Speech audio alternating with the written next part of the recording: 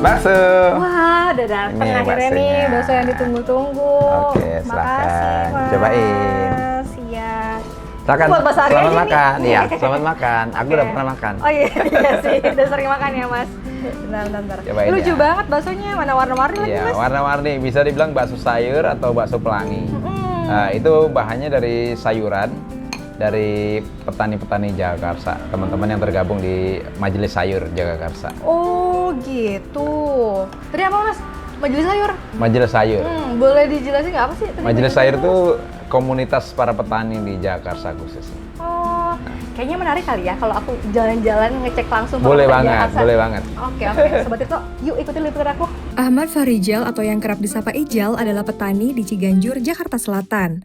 Ia mengelola lahan sekitar 1.000 meter persegi dengan komoditas utama sayuran dan bibit alpukat. Ijal sudah bertani sejak 2006 dan aktif di kelompok tani Majelis Sayur pada tahun 2011.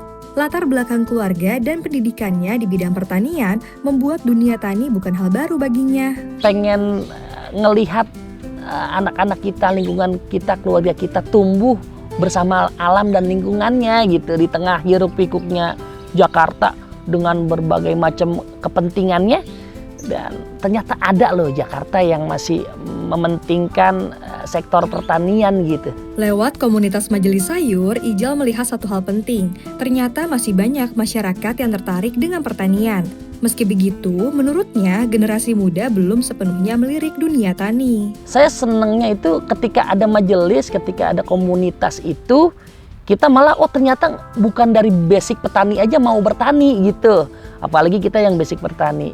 Yang kedua memang kalau tadi keresahan anak-anak muda nggak sadar atau nggak tahu atau nggak tertarik pada dunia pertanian, mungkin figurnya kurang banyak. Karena itu, menurutnya keberadaan komunitas tani seperti Majelis Sayur jadi sangat penting untuk mendorong ketertarikan anak muda terhadap pertanian. Terlebih jika menilik sejarah Jagakarsa yang dulunya merupakan kawasan pertanian dan sempat menjadi salah satu lumbung pangan Jakarta, potensi ini sejatinya masih bisa dihidupkan kembali melalui keterlibatan generasi muda. Serupa dengan Ijal, Latif, satu di antara 24 anggota Majelis Sayur lainnya mengaku mulai bertani karena berangkat dari lingkungan keluarga.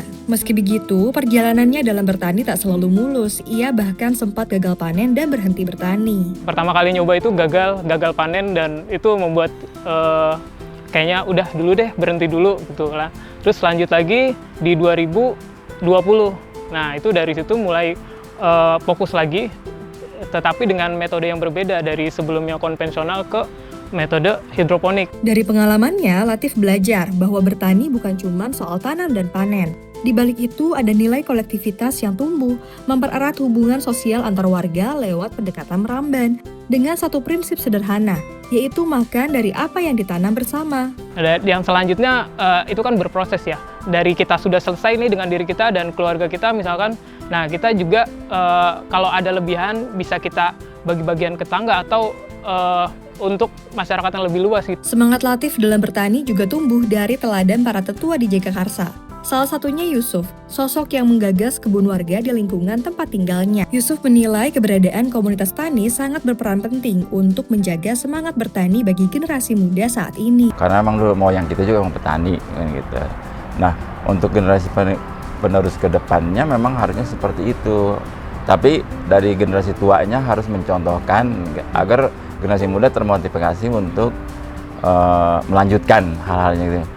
Mengingat lahannya sekarang juga sudah tidak memungkinkan, tapi kan tidak jadi alasan untuk tidak melanjutkan gitu. Apalagi di tengah banyaknya aktivitas harian, bertani kerap kali ditinggalkan. Padahal kegiatan tersebut adalah sumber penghidupan jangka panjang sebagai upaya menjaga ketahanan pangan. Lingkungan ini emang harus dijaga gitu. Kalau bukan kita siapa lagi yang menjaga gitu. Karena sekarang orang disibukkan dengan kerjaan yang seperti kantor gitu kan. Jadi ketahanan pangan itu memang sangat diperlukan gitu untuk kemandirian kita, terutama keluarga. Gimana Sobat Tirto, apakah kamu tertarik juga buat bertani atau malah sudah mulai menanam di rumah nih? Yuk share ceritamu di kolom komentar.